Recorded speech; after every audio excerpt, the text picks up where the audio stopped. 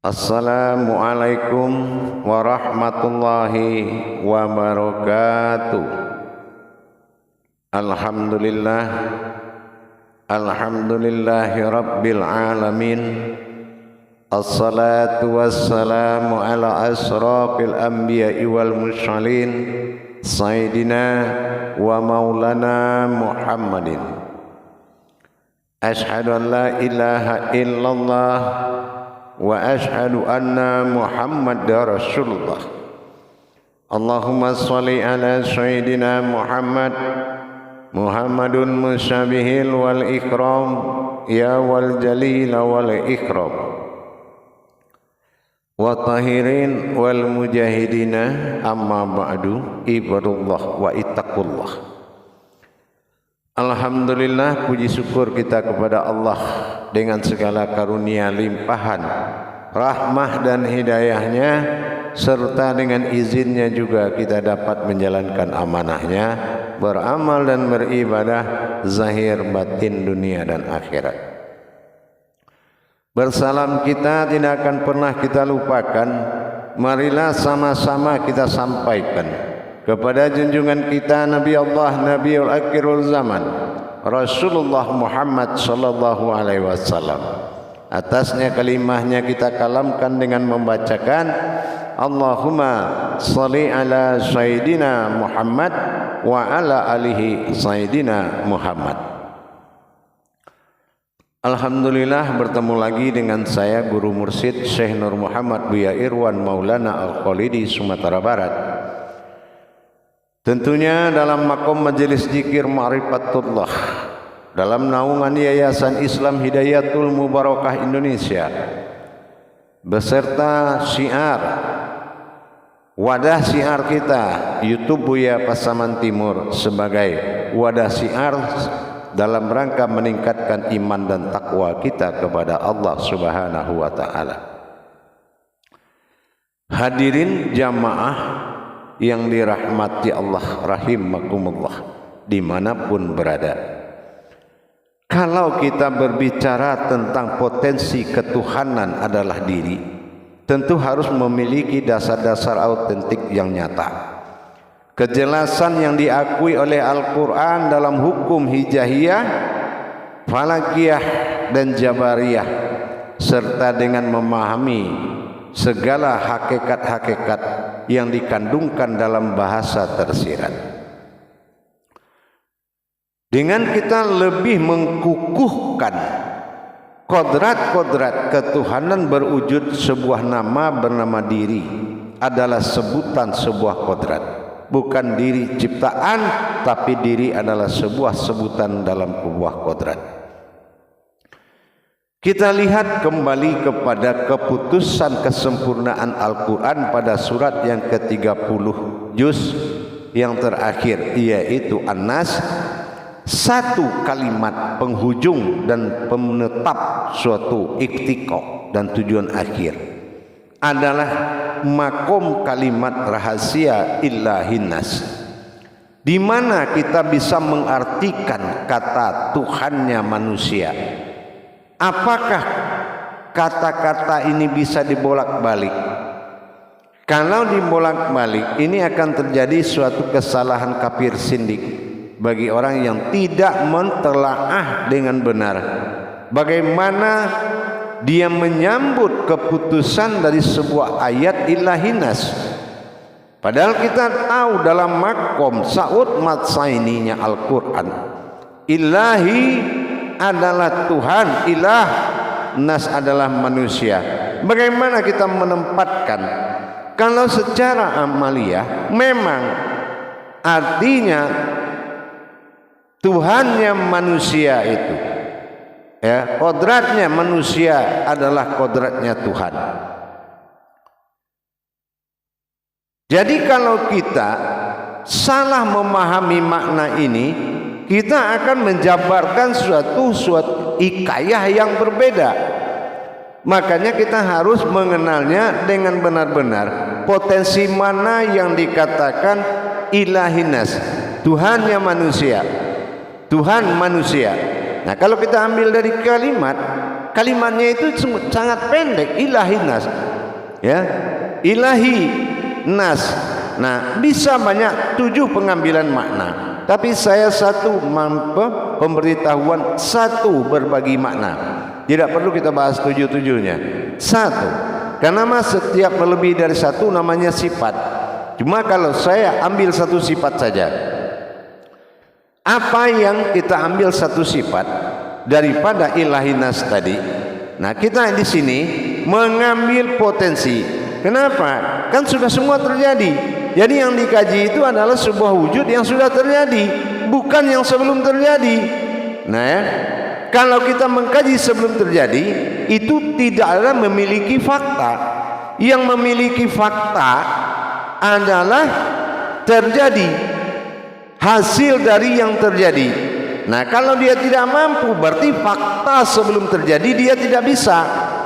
Karena di fakta yang terjadi dia tidak bisa mengungkap sebelum semua terjadi. Makanya di zahiru, mana-mana sifat kezahiran Allah yang menjadi tajali pengambilan kaji. Nah, kita lihat ilahi nas, Tuhannya manusia, Tuhan manusia. Nah, kalimat ini sangat sensitif. Kalimat ini sangat sensitif, ya. Ilah innas, ilah inas. Nah, kita di sini harus melihat potensi dari beberapa jalan, dari beberapa makom, dari hijaiyahnya. Jangan keluar memahami keluar dari hijaiyah atau huruf, ya. Nah, kita lihat dari huruf awal dan akhir. Di sini dinamakan alif berkodrat kepada ilah. Ilah itu haih. Nah, ini ada kodrat diri rahasia. Kodratnya kajian ini adalah rahasia, diambil dari makom itu. Nah, sementara pencarian kedua terlibat di sini alif kasroh i, ya, berarti itu hayat, dan alif kasroh a, ya, alif kasroh a, illah, ya, illah. Nah, ini untuk pemahaman kedua. Yang ketiga, kita lihat dari makom, mana kodrat alif kasroh i dengan alif kasroh a, illah, ya, illah. Nah, kita ambil dulu, ya, kalau hi itu hayat, kita ambil dulu. Jadi kalau kita ambil wujud hijaiyahnya, nanti bertemu pada alif lam, ya, il. Nah, dengan lam alif. Nah, ini ya pengambilannya seperti itu, lam alif. Nah, alif lam kita sama-sama tahu ini adalah diartikan alif la tadi il. Nah, ini sifatnya adalah rahasia, alam rahasia, rahasiaku. Yang kedua adalah lam alif, alam rahasia. Nah, sementara kalau kita lihat potensinya, kalau alif awalnya kasroh i dengan ha ih, ya. Nah, ih ini kita sudah sama tahu ini rahasia. Il sama dengan la. La ini adalah ha. La adalah alam. Alam ini disebut dengan ha atau kekuatan atau aras. Berarti kasroh i bertemu ha ih. Nah, ini sudah rahasia. Bagaimana dengan al? Nah, il la, lam alif la. Nah, jadi antara il dengan la ini kita sudah tahu. La adalah ha, i kasroh adalah ha, u adalah sir, rahasia.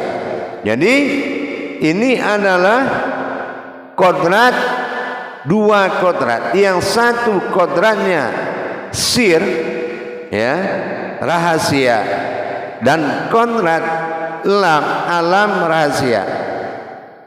Jadi dua alam, alam lail Nah, ini yang dikatakan alam lail. Ya, disebut dengan lail karena satu adalah il, yang satu adalah la. Jadi disebut dengan lail. Mana alam lail? Inilah alam pisifat dan pizat. Ya, pisifat dan pizat. Mana yang dikatakan pisifat adalah sir. Mana yang dikatakan pizat adalah wujud. Dan penempakan sifat hi adalah makom hayat, sebuah hayat. Nah, jadi kalau kita larikan kodrat Tuhan illah, nah ini alif lam dengan lam alif. Nah, ini sudah terdapat dua jawaban. Ya, cuma ada bantahan dila. Nah, illa la dila di sini sudah aku. Ya, sudah aku. Nah, jadi sementara ini sesungguhnya. Nah, jadi sesungguhnya. Jadi kalau rahasia. Nah, ini adalah aku. Nah, jadi di sini rahasiaku. Ya, rahasiaku. Nah, ilahi adalah keakuanku pada sin nur nas. Di sini kita melihat kalau ini adalah keakuannya Allah berwujud hayatnya nur yang disebut manusia. Jadi di sini ilahi nas.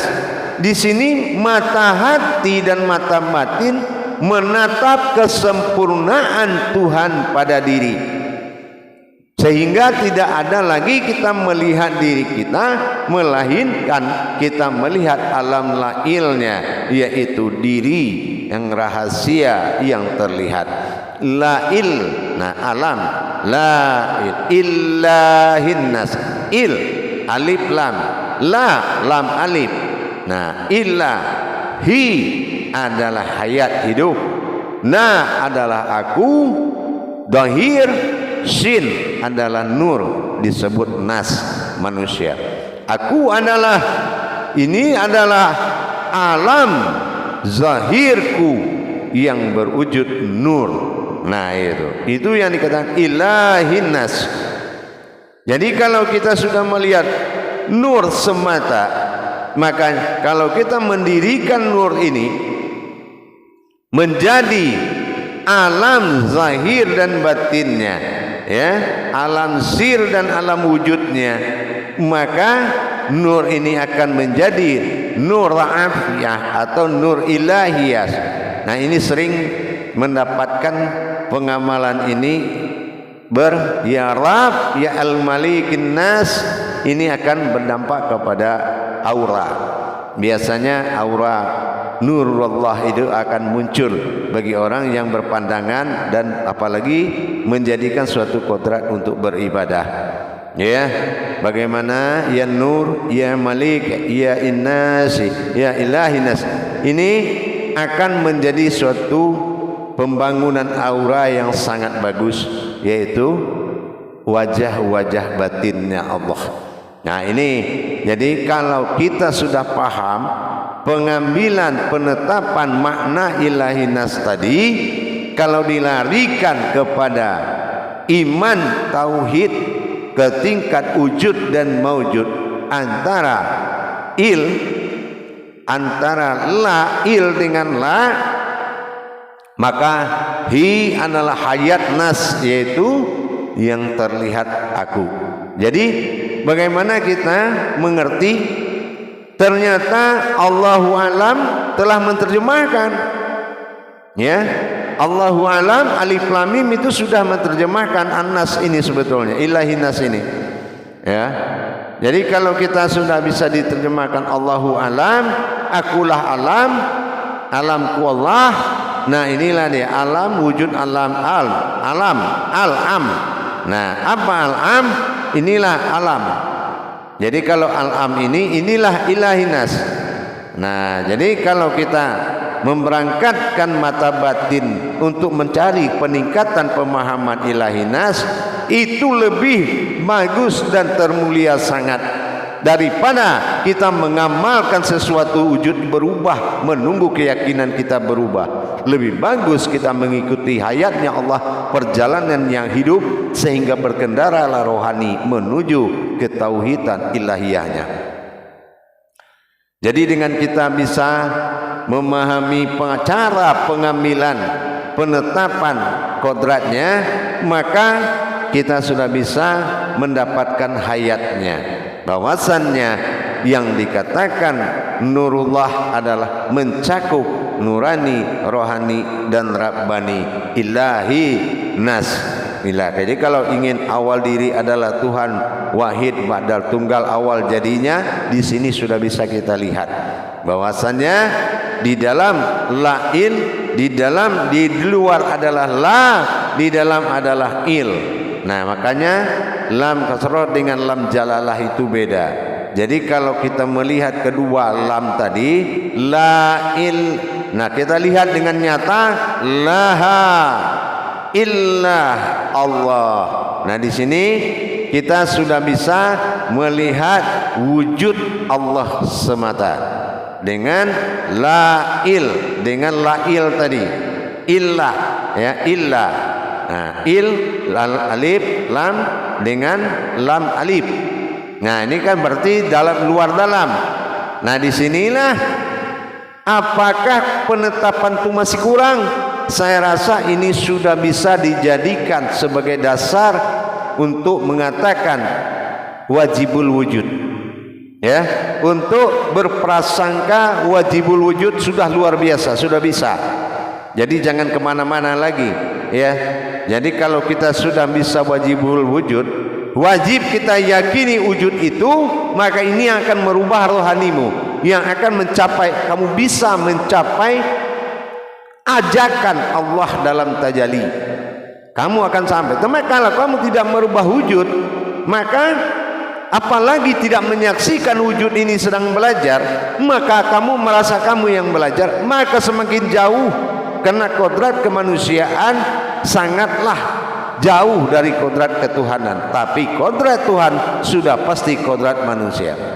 Nah ini juga harus lebih ditingkatkan iman tauhid, ya, ditingkatkan iman tauhidnya. Insya Allah mudah-mudahan bisa dipahami.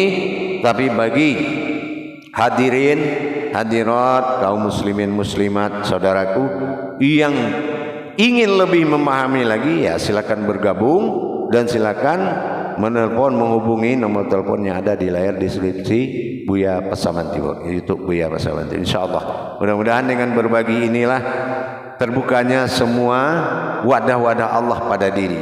Sesungguhnya diri ini adalah wadah. Jadi jangan kita berprasangka kalau ada padi dalam karung, yang kita makan itu bukan karungnya, juga bukan padinya, cuma diambil berasnya, dilarikan dan dimasak, diambil dimasak. Nah jadi masak ini tidak boleh dimatangkan dia di tempat, tapi matangkan dengan kehidupan. Insya Allah sama dengan pengajian. Kajian ini kalau dia sudah tumbuh dalam dirimu, maka kitab itu adalah dirimu. Tapi kalau dia belum tumbuh, kamu akan mencari kitab ke langit dan ke bumi. Beda imanmu dengan Islam, itu beda. Maka penetapan atau kharirinya Allah itu adalah diri. Insya Allah. Akhirul kalam. Wabillahi taufiq wal hidayah. Assalamualaikum warahmatullahi wabarakatuh.